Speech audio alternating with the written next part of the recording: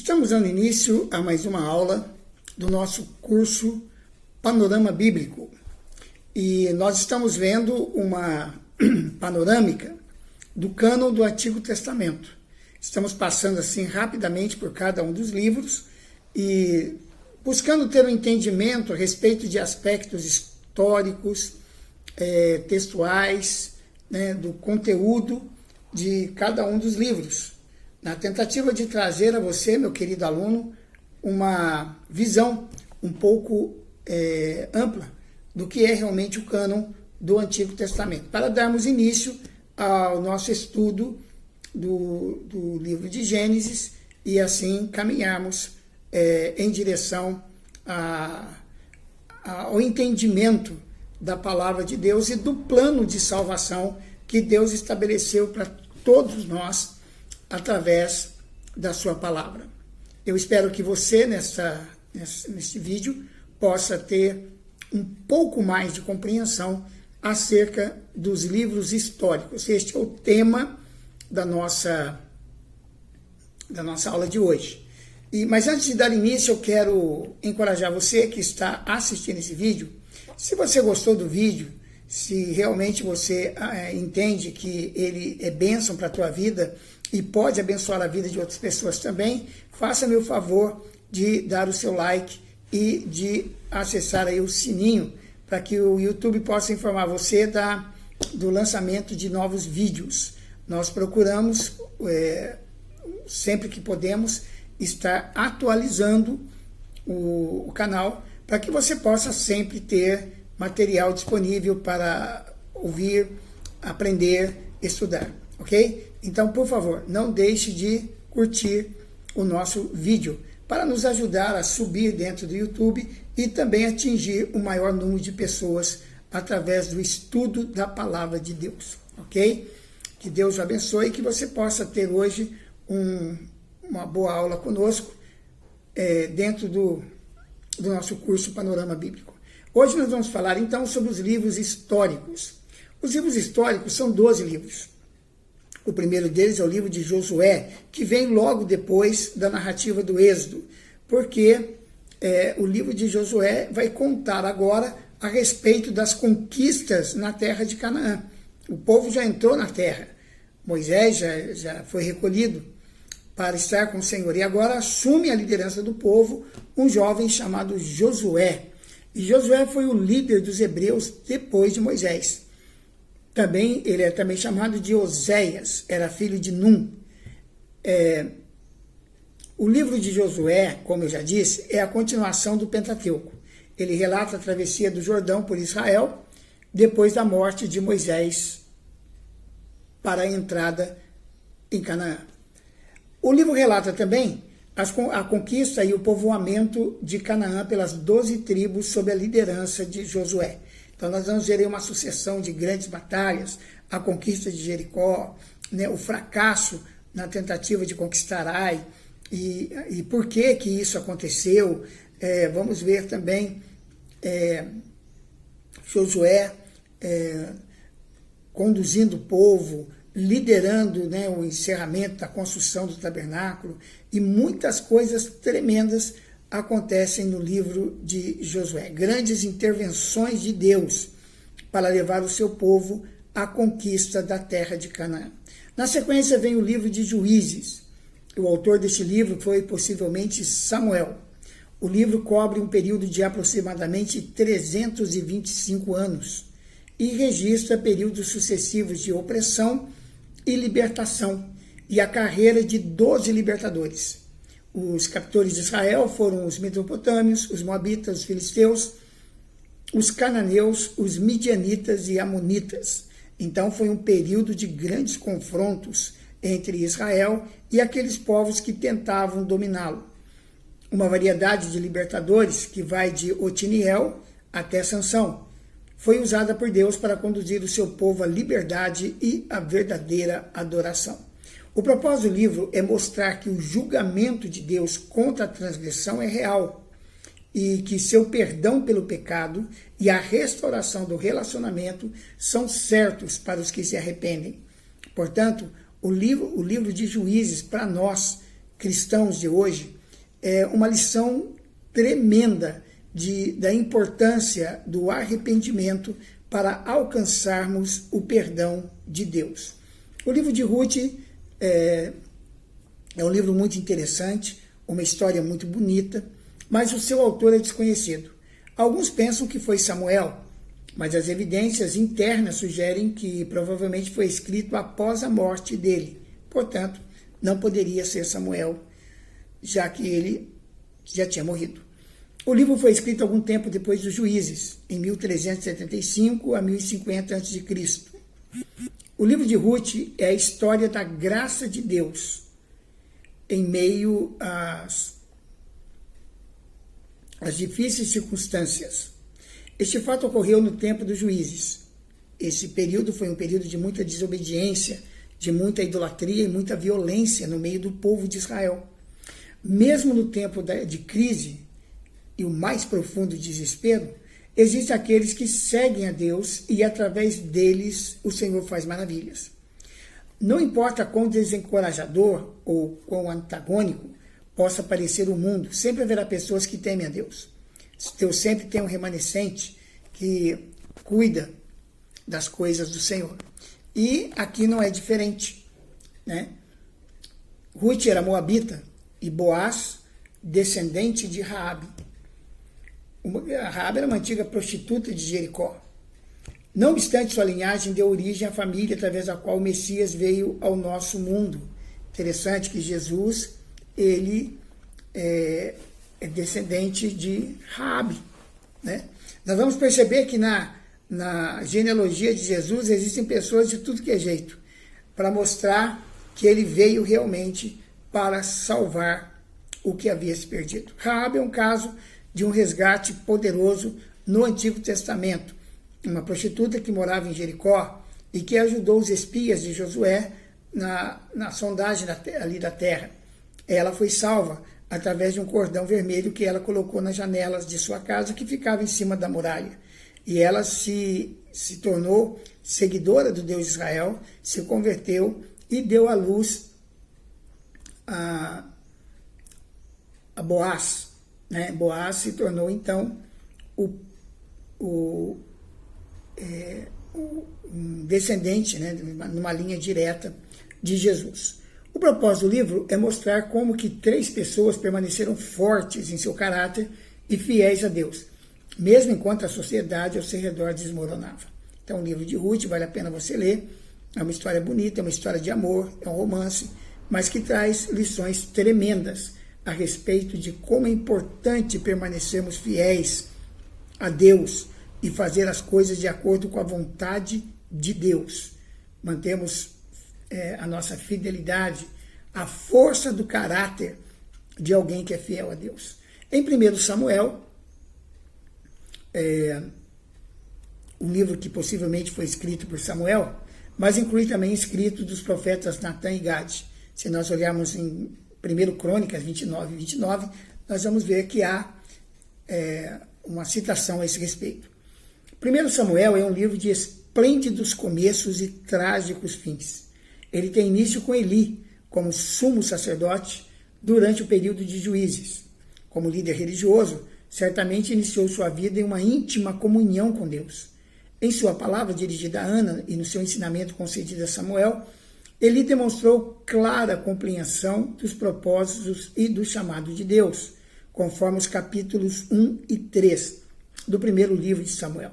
Mas a sua vida terminou em ignomínia, quando seus filhos sacrílegos foram julgados por Deus e a Arca da Aliança caiu nas mãos dos filisteus, conforme está no capítulo 4.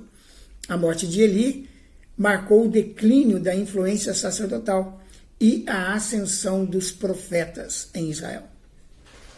Samuel foi dedicado à obra de Deus por sua mãe Ana. Ele se tornou um dos maiores profetas de Israel.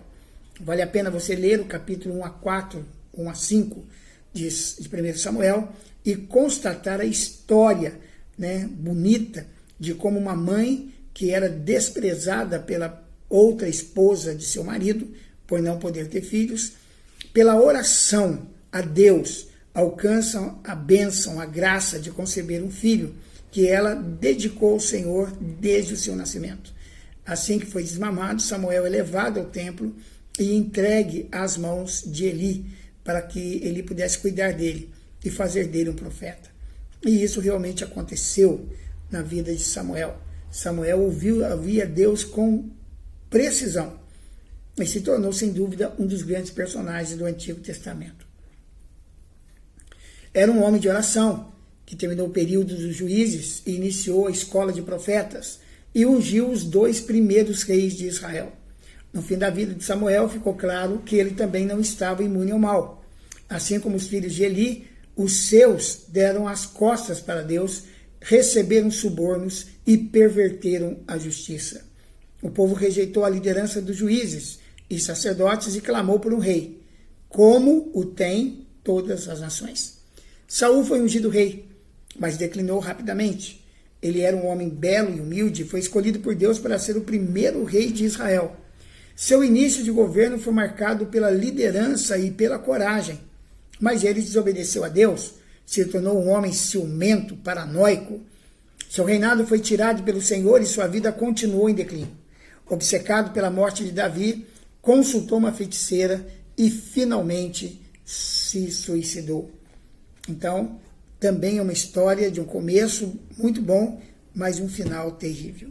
Entre os acontecimentos da vida de Saul, narrados no livro de 1 Samuel, aparece outro grande líder, Davi, o homem que seguia a Deus, que serviu ao rei, matou Golias e se tornou um grande guerreiro, talvez o maior estadista da história de Israel. O fim de sua história será narrado no 2º livro de Samuel. Lá veremos que Davi também cometeu erros que fizeram com que o seu fim não fosse tão esplêndido como foi o seu começo. O propósito do livro é registrar a vida de Samuel, último juiz de Israel, e o reinado e o declínio de Saul, o primeiro rei, e a escolha e preparação de Davi, o maior rei de Israel. O 2º livro de Samuel, nós não sabemos ao certo quem o escreveu. Era originalmente um único livro de escrituras. O livro de 2 Samuel começa narrando a ascensão de Davi e seu governo como rei de Israel, ilustrando a generosidade e a bondade do Senhor para com aqueles que são fiéis a ele. Contudo, ao relatar os pecados de Davi e de seus filhos, Aminon e Absalão, esse livro também mostra a tristeza e a tragédia que acompanham a violação dos mandamentos do Senhor. Por meio do estudo do livro de 2 Samuel, podemos aprender que se não formos fiéis no cumprimento dos mandamentos de Deus, podemos cometer erros que vão alterar drasticamente o curso de nossa vida e trazer consequências prejudiciais para nós mesmos e para outros. Agora vamos ver o livro de 1 Reis. Os livros de 1 e 2 Reis foram compilados por um autor desconhecido a partir de vários documentos escritos, inclusive as crônicas estatais. As crônicas estatais não eram os livros de 1 e 2 Crônicas, mas uma coletânea de registros mantidos sob a direção dos reis de Israel. O livro de 1 Reis fornece um relato da morte de Davi, do reinado de seu filho Salomão e do declínio e da divisão do reino de Israel depois que Salomão e muitos de seus sucessores se voltaram para a adoração de ídolos. Também relata o ministério do profeta Elias entre as 10 tribos de Israel ao norte. Ao estudar este livro, podemos aprender verdades que vão nos ajudar a entender a importância de adorar o Senhor em seu templo. Fazer escolhas corretas, ouvir a voz mansa e delicada do Senhor, também são atitudes muito importantes que nos são ensinadas nos livros de 1 e 2 Reis. Os livros de 1 e 2 Reis cobrem mais de 400 anos de história dos israelitas, começando pela morte do rei Davi, que se deu em aproximadamente 1015 a.C., e concluindo com a morte do rei Joaquim, em algum momento após aproximadamente 561 a.C.